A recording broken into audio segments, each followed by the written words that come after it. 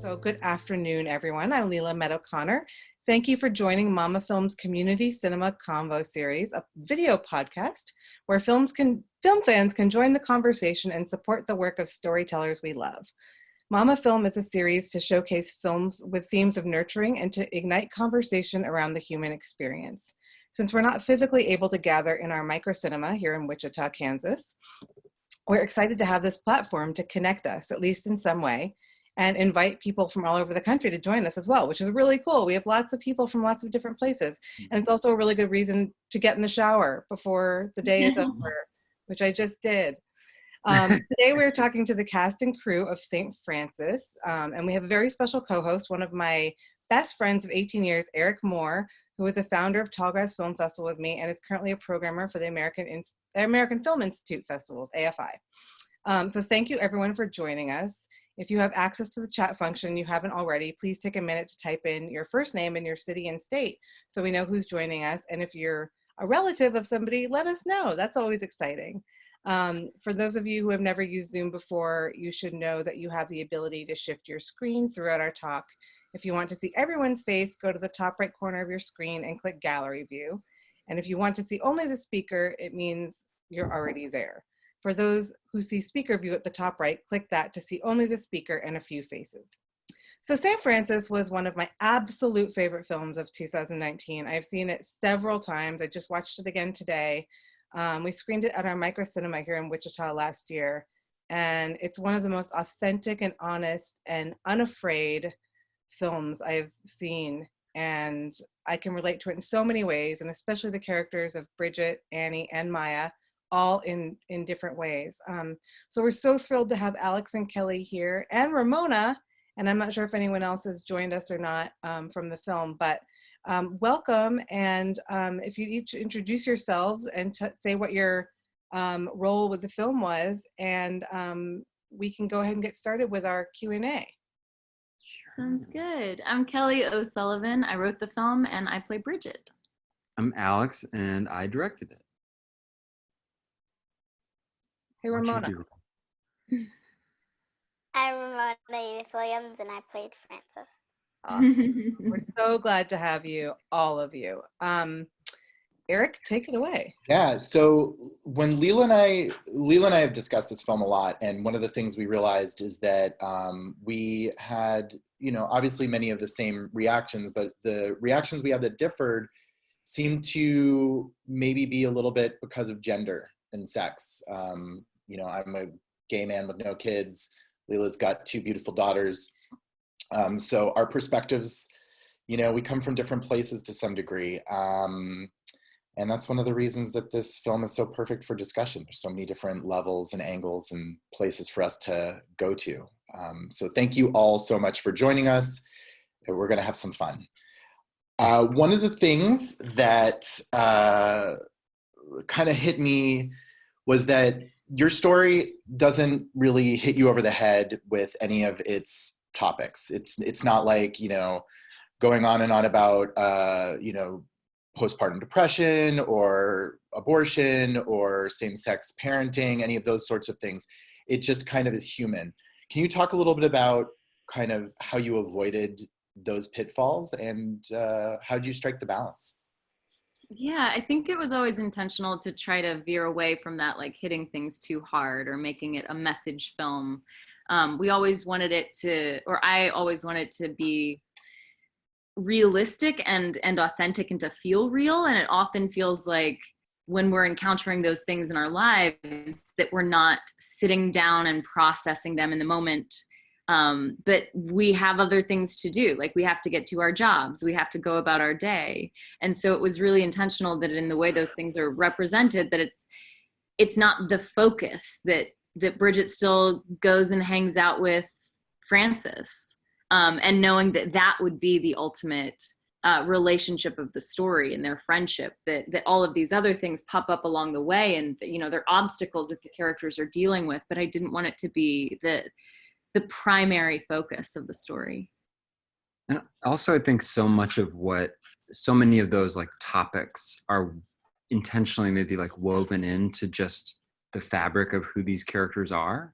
not in their day-to-day lives. Like it's not, the film doesn't sort of rise and fall on these tropes or these identities or these struggles. It's like very much, it's the norm in their lives. And so it kind of feels like then watching it, it's the norm in our viewing experience. If that feels.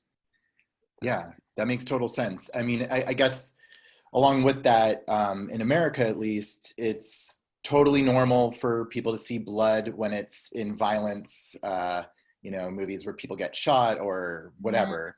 But if it's blood related to like menstrual blood, people ew it and they think it's gross. So talk a little bit about kind of, the blood throughout the film.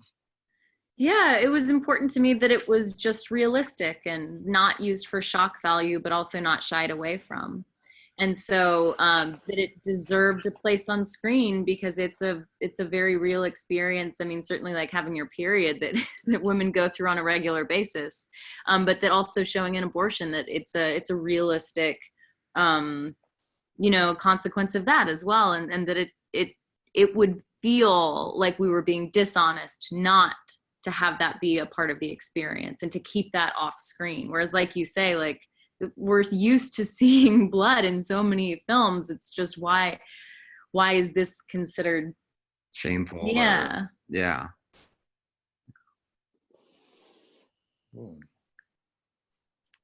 Lela, you want to? Yeah, sure. So we're so excited to have you here, Ramona. Was this your first film that you did? Yes, it was the first one. After that, I did another film called The Basement. It was a short film. Okay. So do you think you're going to be acting for a while? Yeah, and I also got a TV show called Chicago PD that I was supposed to do. Wow, that's amazing. Yeah. Until the shutdown, right? Yeah. Oh. They'll come back. It'll come back. So what was it like working on a film set? Like how was that? Because you were in so much of the film. It was really fun to film it. Everyone was there and I was like, hi! I love meeting new people. That's so cool. What was a memory that you have that like was really fun? Really fun. The skating rink.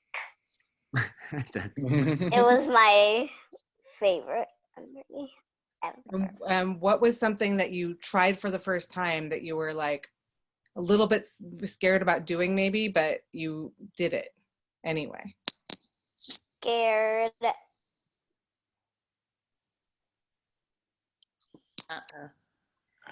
Ramona, you might have muted yourself. Actually. Maybe, I don't know. You can think about it too. We can come back to you. And Charín is here. Yeah, maybe. Oh, we have somebody else. Welcome. Hello, my name's Charín. And what was your role in the film? Maya. Oh, obviously. I'm looking at you and like just watching you on screen. Welcome. So wonderful to have you. I'm happy to be here.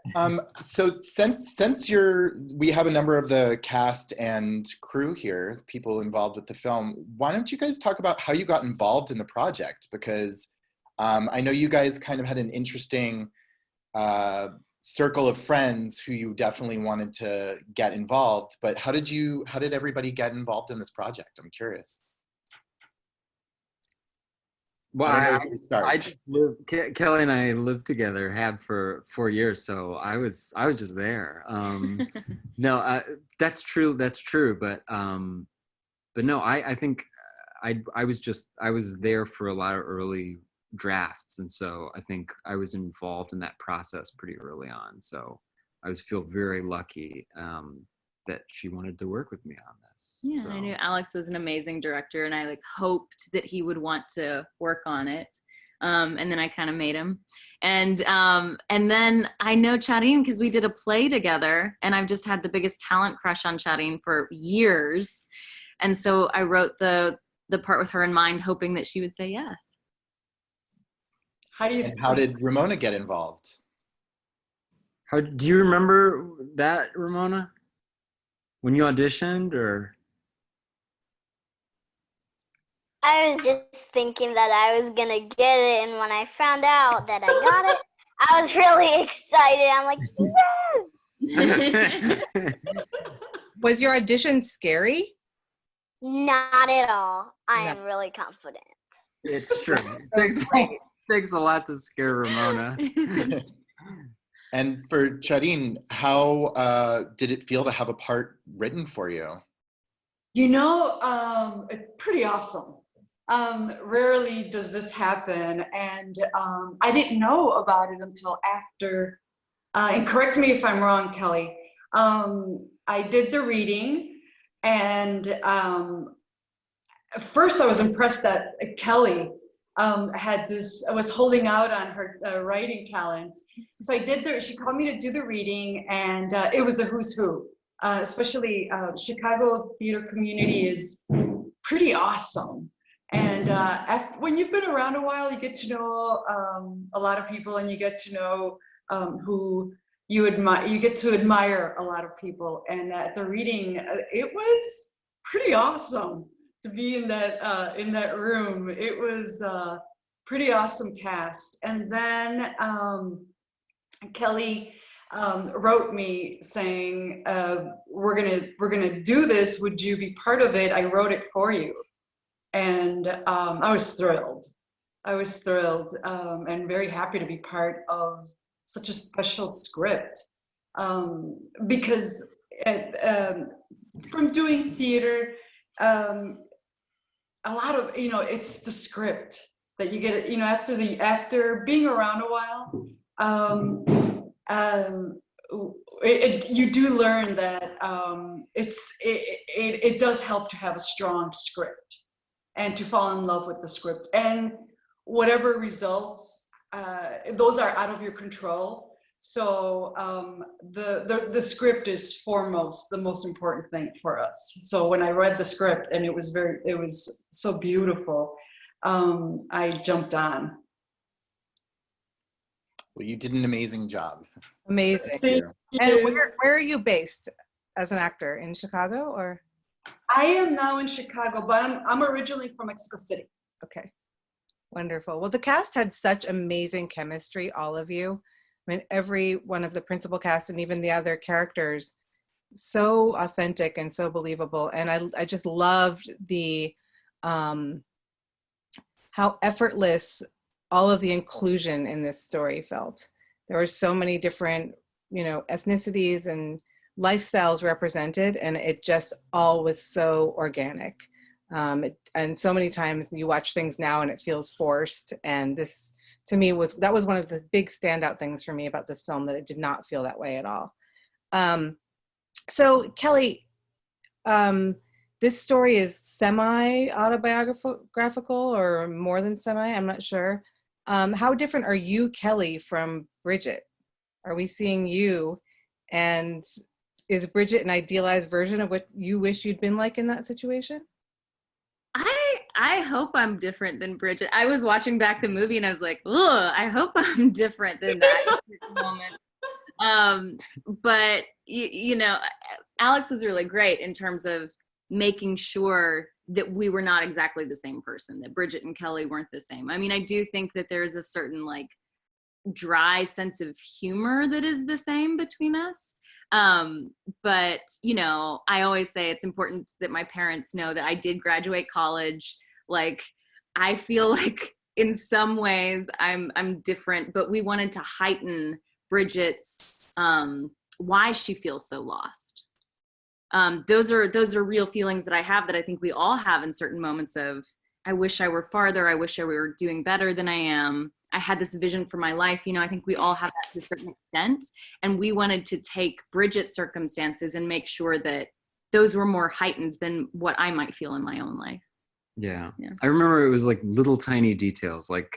There was more focus on Bridget buying that guitar costing a certain amount of money that for Kelly isn't such a big chunk, but for Bridget should be a big chunk. Or we had a scene showing like how much the abortion cost, but we weren't sure how like insurance for this character, like Kelly's has SAG insurance, or had at the time of writing. And so it was like, does that make sense that she would have an easy time, you know, paying for this abortion? And ultimately we were like, it's better to leave that unsaid, because it's either going to call attention to economics in a way that we haven't in the rest of the film, or it's going to kind of be like a confusing detail of like, oh wow, she's got great insurance. Yeah.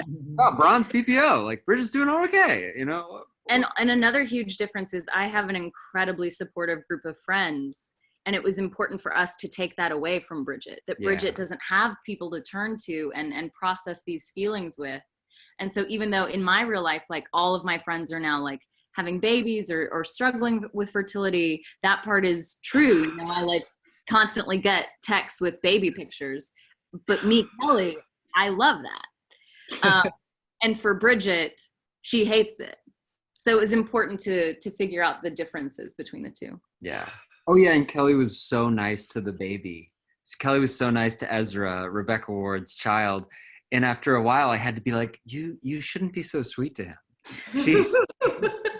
In the scene. Yeah, in the scene. But, like we had to reshoot the moment where she's holding him at arm's length, at arm's length, because Kelly was just too nice. He was too nice to little baby Ezra.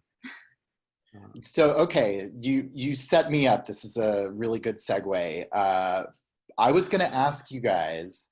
So Ezra's not on the call, is he? Okay, so I was going to ask Ezra a question. Well, maybe you can answer it for him. But with Kelly's character, Bridget, the beginning of the film, you're not the best babysitter. Yeah. It was something that I noticed, and it just viscerally bothered me at the beginning, because Ramona's running on and you're not really paying attention. Lela didn't notice that, and it was one of the interesting differences that we had. I'm just curious, are other people who watch this, what kind of responses have you had? Are other people kind of judgmental like I was? Talk about that growth, and does this mean I'm a better parent than Lela? Yeah, it's so funny. In one of our earliest table reads, Hannah Dworkin, who plays Mrs. Margaret, who plays like the guitar, she checks people in. She was like, yeah, she's not the best babysitter, but she's not the worst. Yeah. And there was something about that generosity, and I've felt that especially from moms for some reason who have generosity, that are like, yeah, it's really hard to take care of kids, and she's not the best, but it's understandable that you look away for a second. And then the kid goes and falls, hopefully not falls in a lake, but I've been surprised at the generosity, but it was important to me to show that Bridget starts off in a place of not being great. Like she was not the first choice for this job. Yeah. They hired Linda. And then we're stuck with Bridget. I also think it's like kind of a good foil for Charin's character, because it's like maybe if Maya wasn't going through postpartum, wasn't in the thick of this, maybe it would be easier to say, hey, listen, this isn't working out. But at this moment, it's like Bridget, despite her flaws, is like the sort of the something to hold on to, some constancy, and just simply can watch the kids. So, yeah. That's a good point. And I think that's probably why I didn't even notice it, just thinking about how hard it is anyway to watch your own kids, let alone watch somebody else's kids. That it was like, just good for you. Yeah. It was just funny the process of making the film. We were kind of hanging out with Ramona so constantly. It was like all the things that we did in the film, we did in real life, like we were like, all right, let's do a scene in an ice cream shop so Ramona can get some ice cream, and it's so on and so forth. So at the end of the summer for us, we were also very sad. Yeah. It was hard not to fall in love with Ramona. It was so hard. I fell for her in a bad way. Yeah. Hard not to fall in love with this cutie pie. She's muted. And I have kids of my own. So the interesting part about this, so that summer that we shot, my oldest went away to college. So the timing for me could not have been more perfect because I was missing my daughter. And so it was a great distraction to, it was just a great summer to be around the beautiful Ezra and Sweetie Pie Ramona and this film. So for me, it was a godsend because I was able to enjoy not being so worried about and sad about my daughter being gone from home because I got a chance to do this. Oh, that's so lovely. Yeah, Ramona, you kind of are a heart stealer. Yeah. You want to add something? Wait, how do I do that? You're talking. Oh. We can hear you, Ramona. I'm trying to switch me back small. How do I get out of this? Oh, go up to the speaker view. Upper right hand. Upper right hand corner. Okay, Did it there work? we go. So what was it like to be on set with all these grown-ups all summer long? It was great. We were playing in the yard together a lot. We were playing around, usually on breaks in between scenes. Yeah. And getting ice cream, it sounds like. That sounds pretty cool. Yeah. Ice cream. Well, I'm glad you brought that up. Oops, my next question was sort of about moms. And so for you, Bridget, the relationship, how much of the relationship between Bridget and her mom is authentic to your relationship with your mother? Oh, 100%. Okay. 100%. Yeah. And I feel like those conversations that are in the film are just conversations that she and I have all the time. But and I consider it like a loving portrait because that's I just love that character and I love my mom so much. And I think she's so funny. She's got a razor wit in the way that most moms do, and they can just go and cut you down to size really fast. But yeah, that's true. that's awesome. Well, I love your mom then. She's awesome. Yeah. Did she see the film? And obviously she's seen it, but what did she think of it? She loved it. I was really nervous about it because I was like, first of all, I didn't really tell them what it was about. She was reading about it in the newspaper and being like, what's going on? What is this? And then before they saw it, I was like, just so you know, there might be two characters who kind of remind you of yourself and dad. And she came out of it and she was like, first of all, she was like so incredibly proud of me. But then she was like, that was so weird. That was so weird. And then she would turn to my dad and just be like, that was you. Get your oil changed. Gretchen wants to know if your mom actually wanted to shake you as a baby. Was that something that she had said? That is a true story, and it's always stuck with me in a way that just makes me, I'm so grateful that she told me that story, and she told me that story when I think I was a teenager, and it just instantly made me realize how difficult motherhood must be, and it instantly made sense to me too. Not coming from a mother's point of view, but knowing the level of frustration that you can have with other people, and then imagining that is like an 8-pound baby, and being like, how do I deal with you? I'm really grateful that she told me that story because I think it's funny, but I think it's also, you hear that story and you empathize. At least I did. Yeah. So, changing the conversation to men. Alex, do you want to talk a little bit about what prepared you to direct such a female-centric film, and how did you kind of, like, were there moments where you needed to get reality checked? How did you do this? Yeah, well, luckily being involved so early, Kelly and I got a chance to like really talk through the script literally line by line. So any misunderstandings about sort of intent or like the necessity of certain scenes or details, those were worked out in the writing, in the development process. Same with like, I mean, literally just you break down a script when you're a director, or your AD breaks down a script. And so you know every prop in every scene. So like, for example, there's a scene where we needed poise pads, and we did not get poise pads. And so I was like very frustrated because I was, you know, it's on my sheet. We need poise pads for this scene. It makes total sense to me. Not just big pads. But honestly, it's not like I read the script and I thought, okay, well, what's my take on this? You know, what's the Alex Thompson in?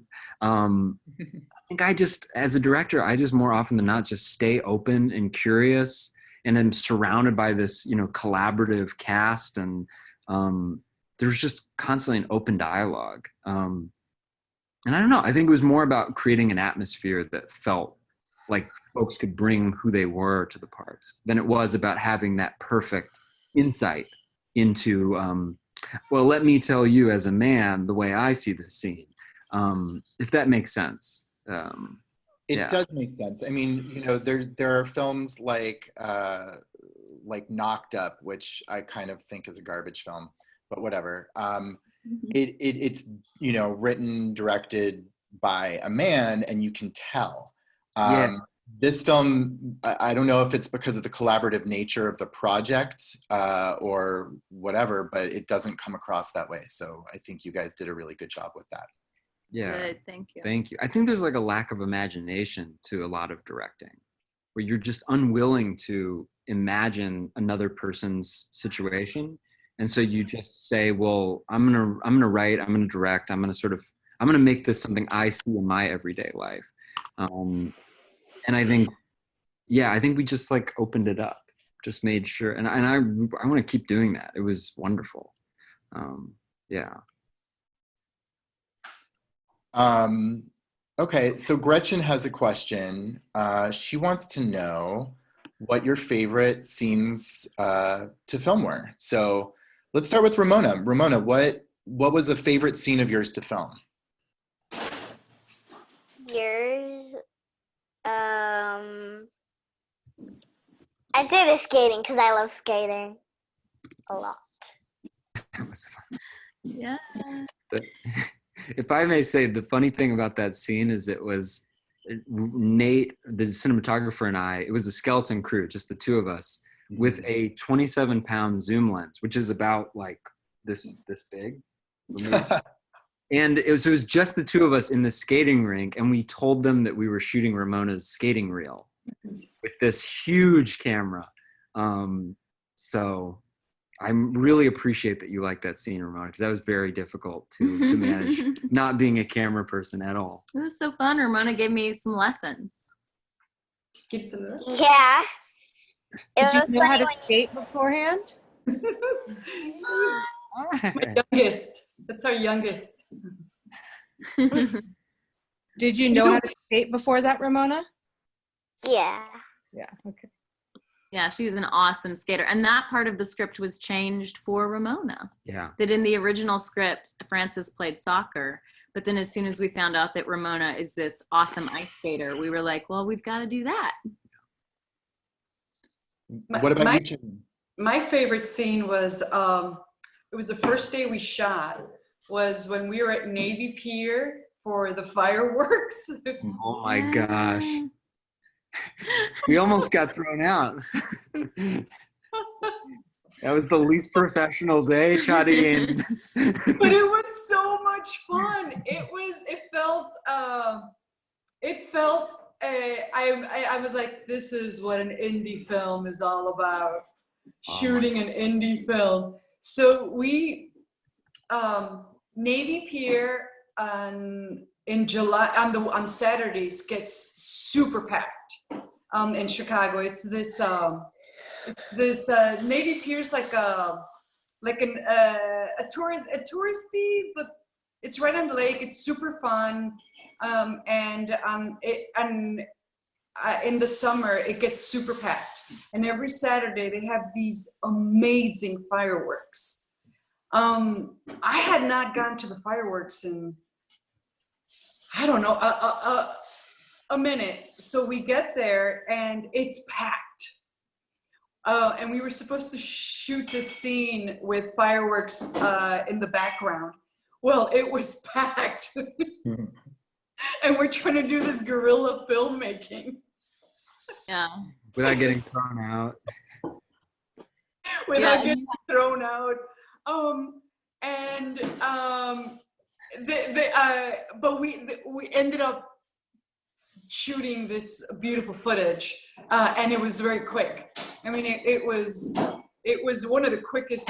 That is the beauty about indie films, is that it adds an element of urgency, which is super exciting to be part of. And that day, for sure, I'm sure Alex was super stressed, but for me and for the I think we enjoyed that. It was pretty special. It was cool.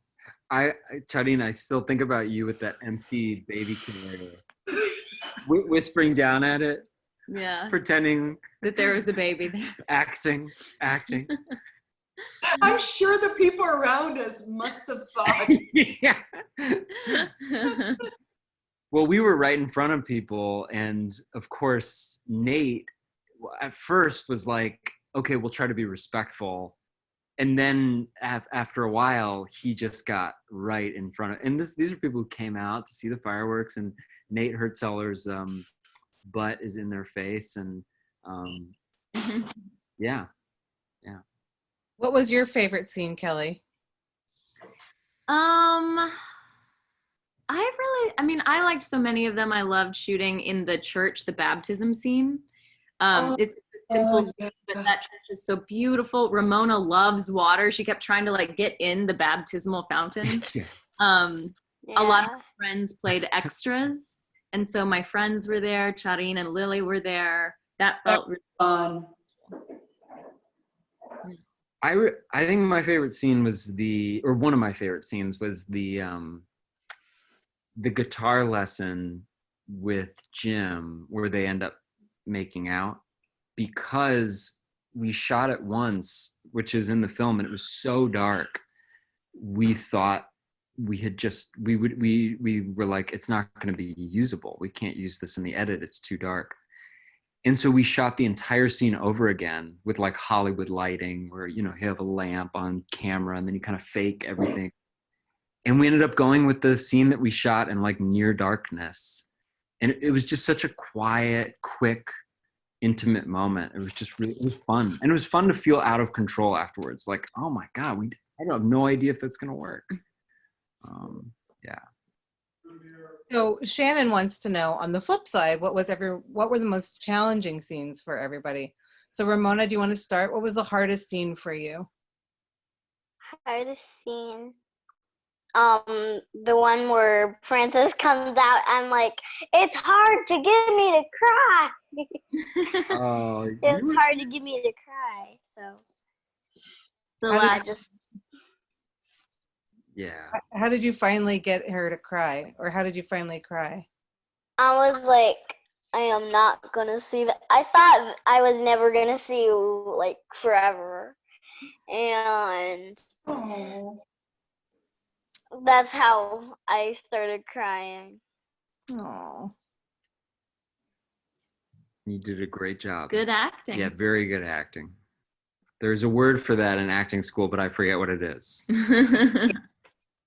What about you, Charín? What was the hardest scene for you? The hardest scene, oh boy, that's a good one. Oh, you know what? I know when Bridget comes in and tells me that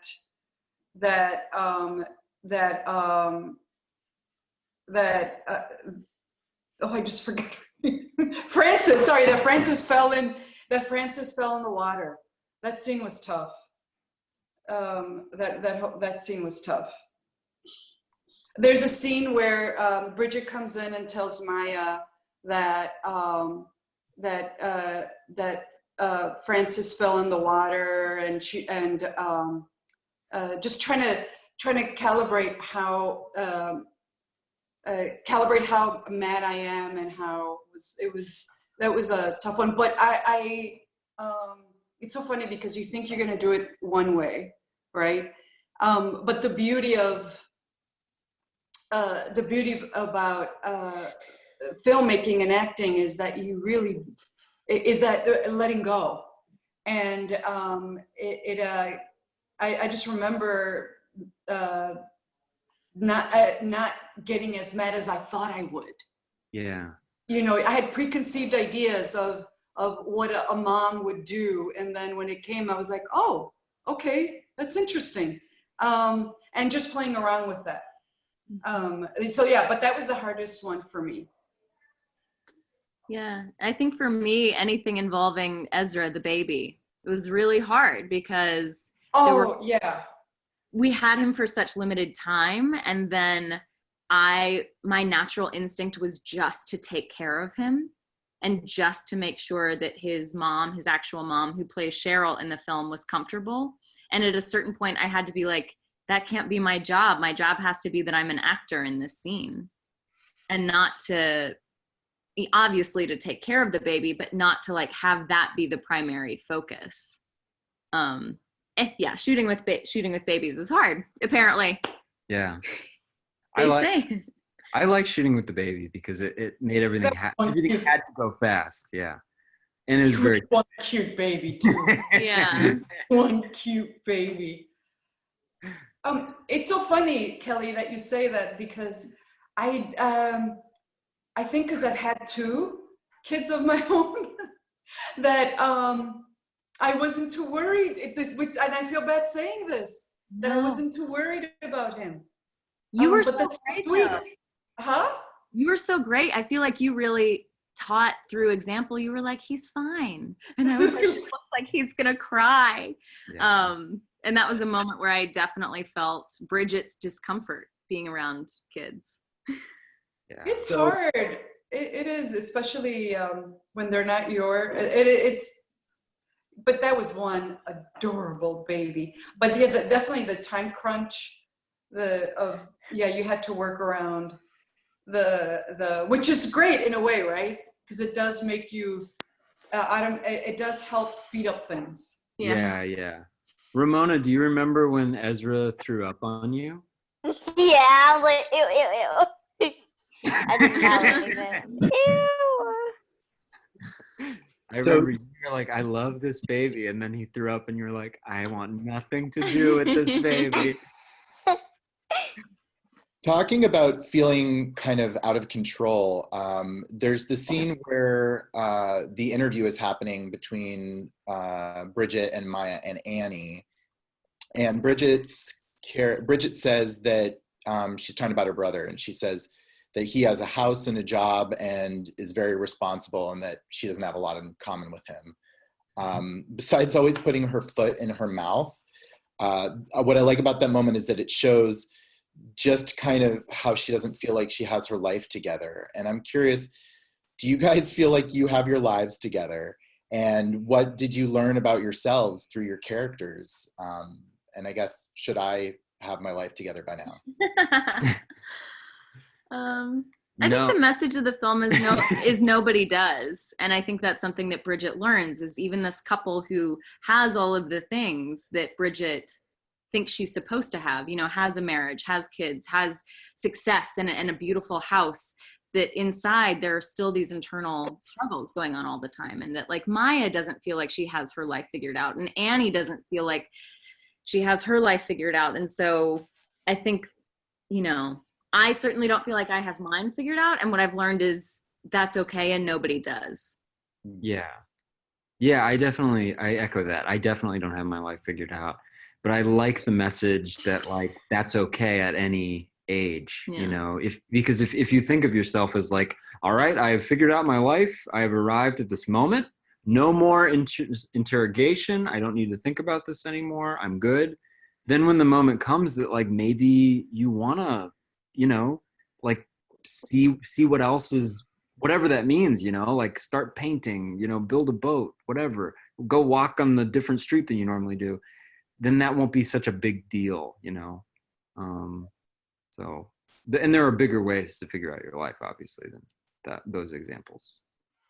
I certainly don't have my life figured out, but what I loved about the film that it talks about, if we talked about more of the things that we always think everyone else has it figured out except for us. Yeah. And what I loved about the film, and that I truly believe, is that if we talked about what is going on inside, we would find out that other people have the same feelings. And I do think it does help to talk to other people about what's going on, instead of keeping everything bottled up or thinking that you're, because it does contribute to feeling that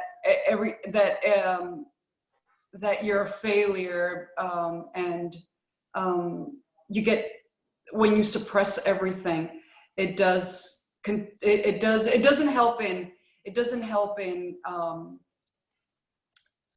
figuring things out when you're keeping everything inside. And also, I think it's hard as a woman, and I think what this young generation is doing is so amazing, that they're speaking up for each other and trying to break form of how other people have said we should be living, or we should be doing things, or we should be mothering, or what it means to be a woman in this lifetime. And I love that this young generation is saying, but why?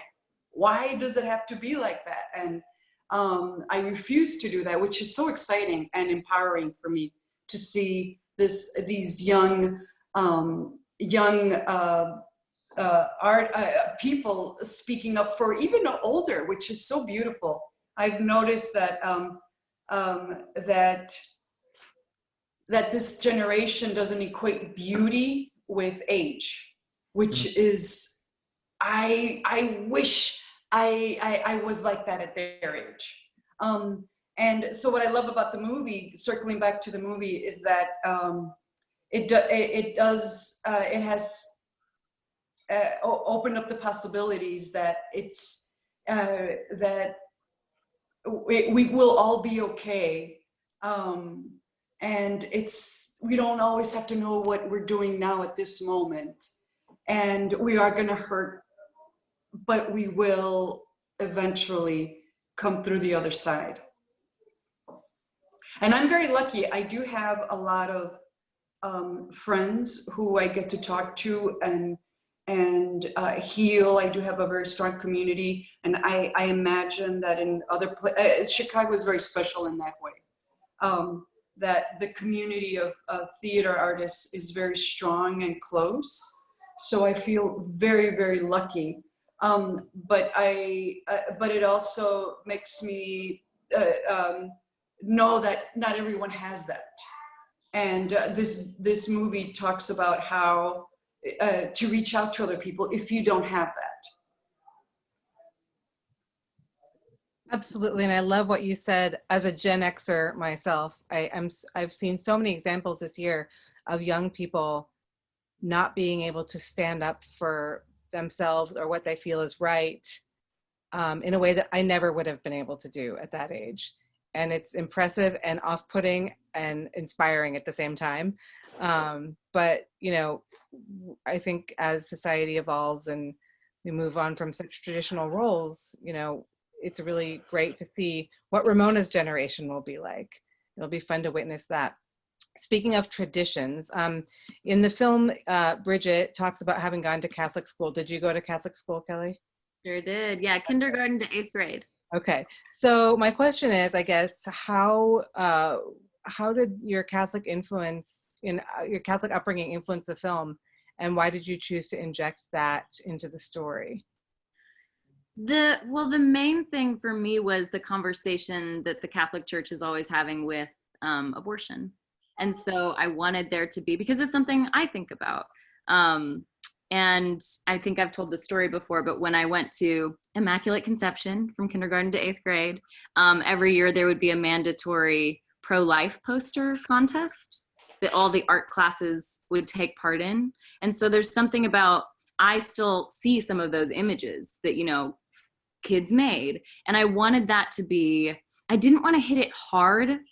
You know, I didn't want to like be too overt in the way that it was explored, but I wanted there to be some sort of internal conflict going on with Bridget having fallen away from faith, but also still those messages still being in there, while also showing somebody who is like Maya gets extreme comfort from her faith.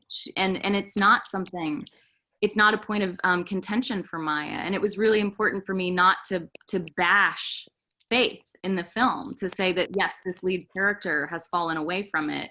And she gets through her friendship with Francis what somebody else might get from religion, but to also show somebody who is a person of faith and will continue to be a person of faith as the film goes on. And why Saint Francis?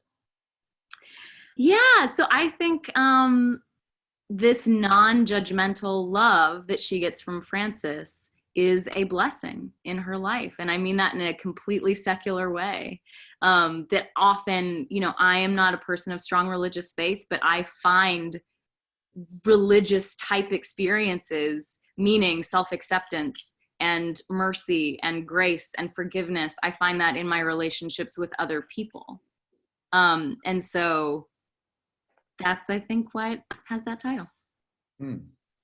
So in the confessional, there's the moment where Franny actually asks Bridget if she needs all that other stuff to be happy. And I really like that moment because it's where we get to see Bridget, you know, she previously had multiple opportunities to kind of compare herself to other people and where she was not meeting the goals of life or whatever. It's the first time that we actually get to see her process kind of what she really wants. And I'm curious if you, here, where am I? Okay, talk about the choice to have your characters wrap everything up where they don't have to actually come up with an answer. So this kind of goes along with Tina's question of what inspired you to end the film the way you did. It was a very emotional scene and a perfect closure. So I guess talk to Tina Thompson, Alex's mom. That's my mom. She oversaw this haircut today. So yeah. Thank you for the question, Tina.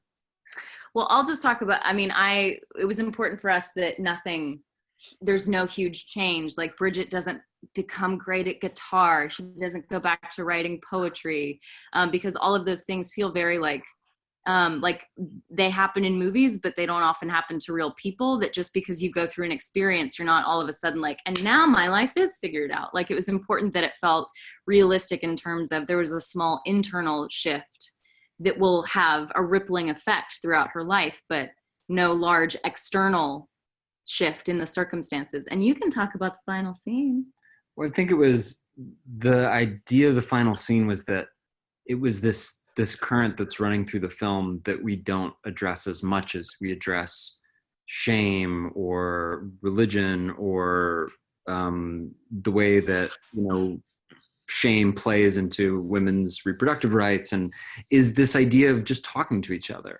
And it's this sort of surprisingly satisfying, you know, running through the airport at the end of a romantic comedy moment with Ramona. So I think I don't know. I think there's something about it that feels unexpected, but also right in a way that it's like the film would still be the film without that scene, but it feels really good, you know. And Alex wrote those final few lines. Very, very surprising. Alex said, because I was like, they should have some final conversation. It should be so quick. I don't know what it should be about. And he was like, you know, I'll call you. I'll call you. And we can talk about it when I get my period. So, right there. Yeah. Love that. I don't want to delegitimize your work at all. I love just the way that everyone sort of has their moment of processing their feelings, especially that voicemail at the end. Like that scene was just so brilliant to me. Shan wants to know if, is there anything that didn't make it into the film that was hard for you to cut? I think I mean, I think for me, there was a ton of like fun and games with Max Lipschitz and Kelly. That was really fun. But for me, the actual scene that could have been in the film is Charín and Lily had so much fun in that first interview, and they like improvised quite a bit, and it was just so beautiful and genuine, and you just felt their love for each other so clearly, and they were just so funny. And it sucked because I just wanted the edit to move, and so we just got out of that scene so fast. But I don't know, Charín, do you remember shooting that stuff? I mean, that was day one. Oh, no, you're muted, I think. Oh, sorry. I do remember that was our first day of shooting in the house. Yeah. It was a lot of fun. So we got to improvise. So Kelly said, and Alex said, you guys can improvise. So we did. But I think I'm surprised you guys let us improvise as much as we did. Yeah, we got off the rails. Oh, it was great. It was great. But it was a lot of fun. So It's fun improvising. Oh, sorry. Lily and Charín worked together before on other projects, because you did have amazing chemistry. Oh, thank you. I love working with Lily. I did. I have worked with Lily before. We did a show called Another Part of the House. Wow, how long ago? Maybe 10 years ago? So yeah, I got a chance to work with her. And I was so happy when I heard the news that she was going to be in the film. I'm a huge fan of hers. Well, I love the chemistry between you two. It's spectacular. So thank you again. Gretchen has a question. She wanted to know the scene in the park with Joan, the confrontation scene. Did that come from anybody's real experience? Was that totally imagined? It's a very kind of raw, authentic scene. And so I think we're all kind of curious. Yeah, that scene was all fiction. I mean, it was all imagined. It's based on the, real conversations that I've had with friends where they talk about moments of passive aggressive behavior from other people when they breastfeed, or like looks that they get, and weird things that people say to moms, just like this bizarre judgment that happens from one mom to another mom's, oftentimes in like public spaces. Like recently, I guess a friend of mine was shamed for being on her phone while she was with her kid. Like her kid was like having some sort of, I don't know, in a grocery store, this mom was on her phone and somebody like turned around and said, pay attention to your kid. And it was really important to me that that we see that complex dynamic that can happen between women and parents, and that it happens at a really vulnerable time for Maya. It was really important to me that Maya and Bridget have just had this bonding experience. They're going to go have a great night, and that then there's the danger of that night being interrupted, and maybe Maya like going back into an internal place of like, oh, am I doing this wrong? But instead, Maya's a total champion in that moment, and like summons all the strength in her and parents everybody in the scene. She's the only person who, Bridget reacts like a teenager in the way that I do in life oftentimes. This other is very judgmental, and that Maya, even in this place of vulnerability, is able to say like, hold on, let's start from square one. Let's have a conversation, even while she's struggling with postpartum. Yeah. Well, That okay. might have been my mom shaming me about holding my phone and not paying attention to my kids. And my mom's on the call. Go ahead, E. I didn't know Dane was there. Hi, Dane. So I guess we're getting to the end of our hour. So thank you, everybody. I get a silly question I have is going back to the blood, which is, what is your effects person's go-to recipe for menstrual blood? That's so we started out trying to use paints, and that was a disaster.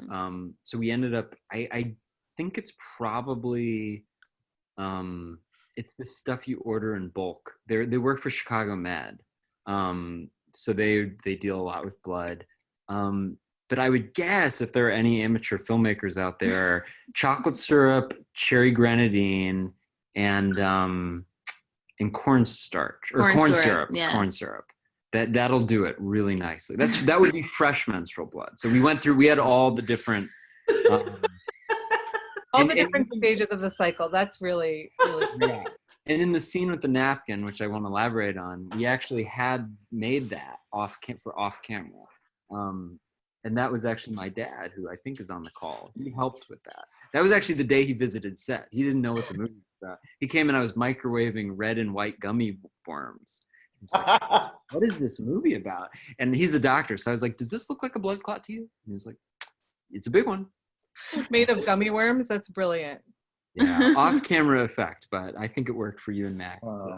It's fine. We have one more question in the chat. How many times did you have to do how many takes did you have to do of the scene when Ramona fell in the lake? Ramona, do you remember that? No, I can't remember. Did you actually fall in the lake? No. Someone was actually under there. And they're like on the rocks, not inside, not actually inside, just on the rocks. Yeah. And your brother Noah would spray you with the hose, right? Yeah. I didn't like it because it was cold. It was really cold. Yeah, I think we did maybe 4 or 5. Yeah, 4 or 5 takes of that. I was thinking 5 too. Yeah. Because we didn't want to put Ramona in the pond, so we just tried to cut away from it really fast. We had one of our producers like down in the rocks holding Ramona, making sure that she wouldn't actually fall in, and then I would just run around and pick her up, and you did great, Ramona. Thank you. Yeah. That must have been fun for Noah to get to spray you with the hose. Not for me. Not for you. For him, I bet. Not for me to get sprayed with the hose. Well, we're getting to the end of our hour. Is there anybody on the call who has a comment? If you have a comment and you'd like to say something about the film, please just raise your hand and we'll unmute you. But I know that we are all big fans of the movie. And I can't thank you all enough for joining us today. Before we leave, though, I want to know what everyone's working on next and where we can find what you're doing and support you in your next endeavors. So Ramona, you talked a little bit about a short film. Where do we see that short film? Is it out yet? Not yet. Okay. I'm also gonna film another movie this spring called, what is it called again? Relatives. And I play a little girl named Emma. Cool. I've heard of that one. That sounds great. And what's the name of your short film? My short film, The Basement. Basement. Okay. And then we can also look for you on Chicago Med sometime maybe next year, right? Yeah, maybe. Well, good for you. Maybe. I'm sure you have a great career ahead of you. You're awesome, and thank you for joining us. Charín, where can we see your work next? I'm hustling right now. So I'm available. If anyone wants to hire me. No, just enjoying St. Francis, screenings, people's reactions of regarding the film. That's been a lot of fun, but nothing in the foreseeable future at this moment. We will spread the word to our filmmaking.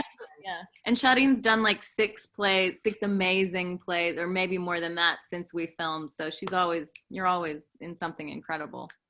I feel, I'm very fortunate. I'm very, very fortunate. Right now, everything's in a standstill at this moment in Chicago. So that, as far as theater goes, we don't know when that's gonna restart in Chicago. Yeah. Yeah. What about you two?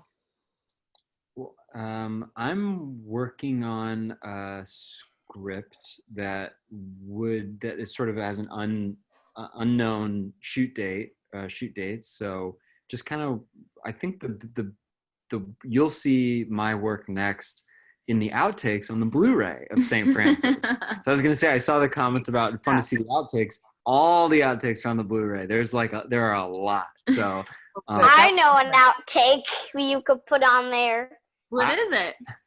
When Charín says instead of sugar, she says sugars, like the plural version, like plural.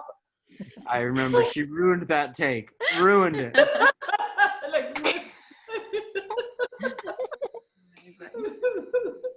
Oh, I do just want to say one thing. There's this great moment, if you all do rewatch the film, where when we're filming the final dinner scene between everybody and everyone's, there's a moment when Charín and Lily hold hands or touch hands, and off screen I was like, all right, it was really horrible direction. I was like, okay, now a moment of intimacy, and you can hear in the film Charín going, a moment of intimacy, and touching hands.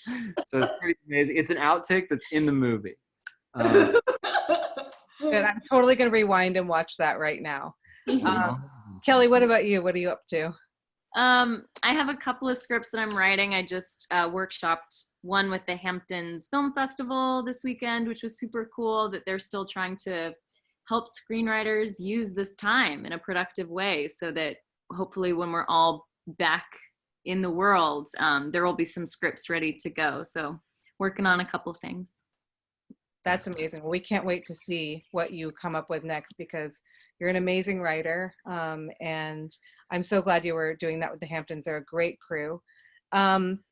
So we'll be posting this conversation tomorrow. So please pass on the good word about this film and the amazing storytellers involved. You can use the link on our website and social media pages to support both the film and mamafilm at the same time. And you can find more information about mamafilm by following us on our Facebook and Instagram. You can become a member of our village. Thank you to Kelly, Alex, Ramona, Charín, Eric, and all of you for joining us. And have a great week, everyone. Thank you so much. Thank you so much. Thank you. Bye. Bye, Ramona. Bye.